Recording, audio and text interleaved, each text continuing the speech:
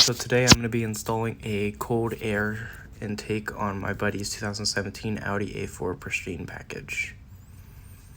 To start off with, you remove the head pin by pressing on the back button, and then you lift up on the front of this plastic piece and then slide it forward. And then you go ahead and grab a Torx T25 socket and remove the two screws on either side of the factory air inlet. Place them off to the side.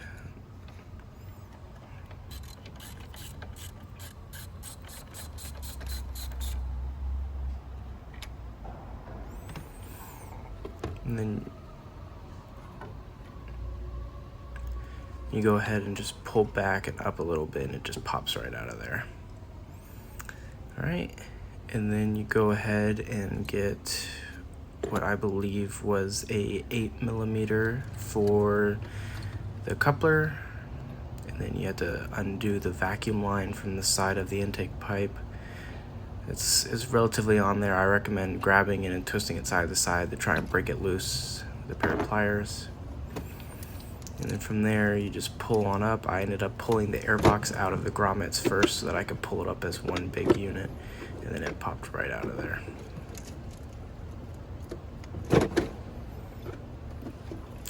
Now make sure that you get the grommets if they decide to pop off, because as you see, I'm looking down and I notice that the grommet's still on the bottom of the airbox, so I have to go grab that off really quick because you will need it in order to install the new parts.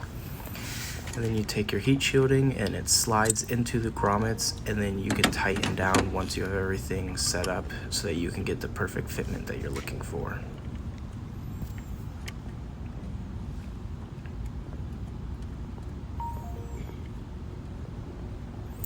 At this time, you can also clean out your frame rails a little bit.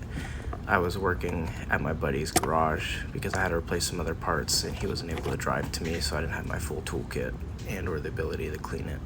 But as you can see, it gets pretty dirty in there. And at this point, I went ahead and I put the turbo side on with the coupler, and I let the coupler fall over the turbo so that it's there when I need it. And then here I'm just mocking it up to see how it all goes together. You have the velocity stack piece goes through it, and then the coupler mounts to it itself. And once I saw how it was going to line up well, I went ahead and put the coupler on it and went ahead and put them together.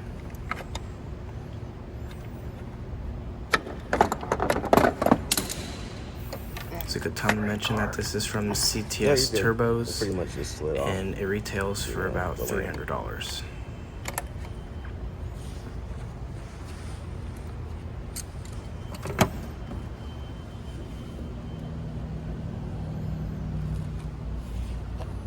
And at this point, I can test fit the filter, see if I need to adjust the heat shielding at all. And it looks like it's gonna fit in there really well. It's a really well-made kit.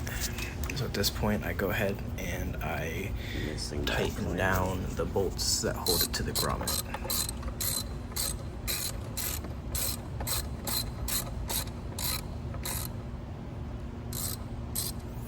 They may start to spin a little bit. I ended up having to go back off camera in between these two clips and put a pair of pliers down there to hold it so that it wasn't spinning as I was trying to tighten it down.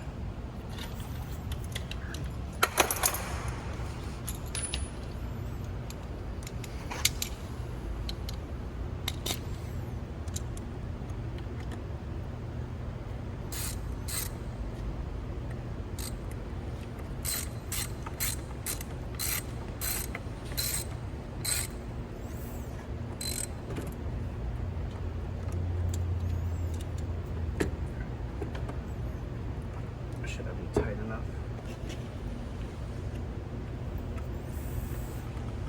Yeah, as you see, it still wiggles more than I wanted it to, so at this point I just did it off camera, and now coming back and tightening up everything, I'm just using the impact with the auto setting, giving it a few extra clicks. I personally prefer T-bolt style clamps, but I work with what I've got. Tighten that one up, and then this part was missing. It's supposed to come with a 90-degree angle for the vacuum line. I just shoved it in there, and then we went to a parts store later on and bought a piece that worked. We bought this inlet as a off-the-shelf scratch and dent model, so it was missing a few pieces, and the air intake and all that was a little scratched up, so we get what we pay for.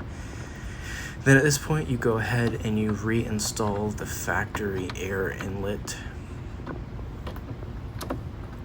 And get it lined up. It's going to fit in there relatively well, and then you reinstall the two T25 Torx screws.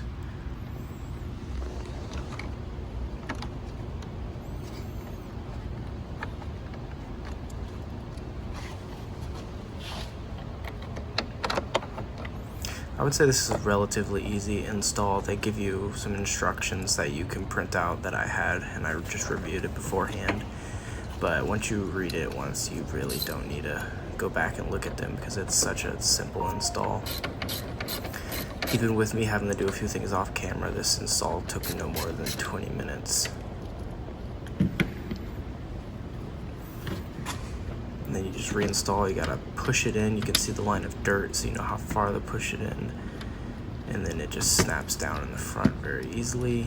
And then you put the lock back on, it just pops right into place. And then I give it a few tests to make sure that it's working. And then from there, I'm gonna have my buddy start her up and give her some revs.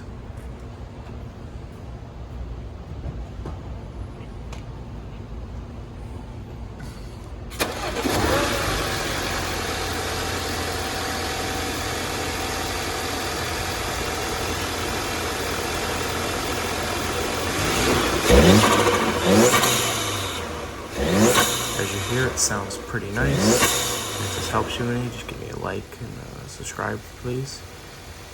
And now we're about to do some pulls in the garage so you can hear it echoing pretty nice.